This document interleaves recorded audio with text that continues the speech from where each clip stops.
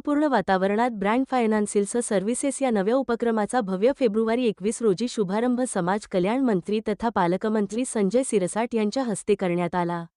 या शुभारंभ सोहळ्यात नगरसेवक हर्षदा शिरसाट, राजू राजपूत, राजूभाऊ अमराव आदी राजकीय क्षेत्रातील सामाजिक क्षेत्रातील मान्यवरांची उपस्थिती होती। सर्वांच्या शुभेच्छा आणि आशीर्वादाने या नव्या प्रवासाची सुरुवात झाली। भविष्यात ग्राहकांना विश्वासार्ह, पारदर्शक आणि दर्जेदार सेवा देण्याचा निर्धार यावेळी व्यक्त करण्यात आला।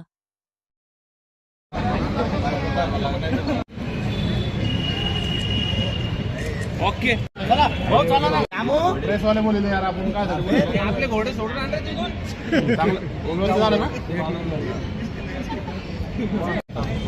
हे काय फोटो घे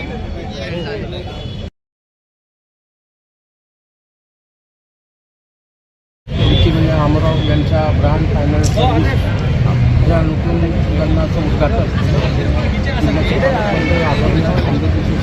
त्यांच्या प्रमुख उपस्थितीमध्ये आणि आपण दादांचं काम बघितलं मागच्या काही वर्षापासून गोरगरीब लोकांना कुठेतरी स्टँड करण्याचा प्रयत्न ते त्यांच्या माध्यमातून करतात।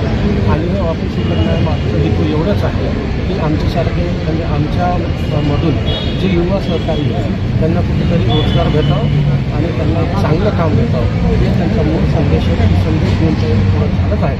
त्यांना माझ्याकडून माझ्या परिवाराकडून खूप शुभेच्छा। धन्यवाद।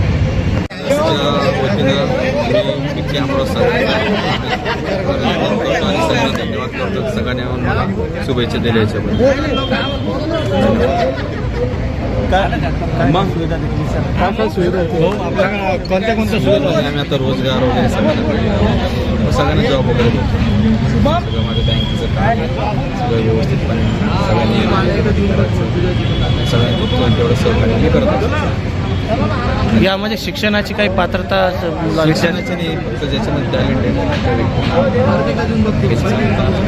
12वी पास असेल 10वी असेल जे गरीब आहे सर आमच्याकडं कधी ब्रँड फायनान्सचा दर्जा। आज या माध्यमातून आपण जे ते बेरोजगारांना काय संदेश देणार फायनान्स त्यांच्यासाठी कधी पण ते कधी यावं त्यांना नोकरी मिळेल माझ्याकडून सगळं हेल्प होणार।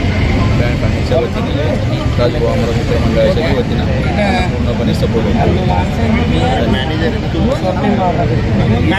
सर्व्हिसचं उद्घाटन झालेलं आहे। आम्हाला खूप आनंद होतो आहे की आता आम्ही एक पाऊल पुढं पडलं नाही कारण काय प्रगती होती आणि आमच्याकडून कोणाला रोजगार भेटावा हीच आमची इच्छा आहे।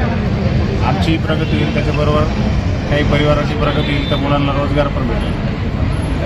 एवढं हे भाऊ ॲक्टिव्ह आहे हे भाऊ ॲक्टिव्ह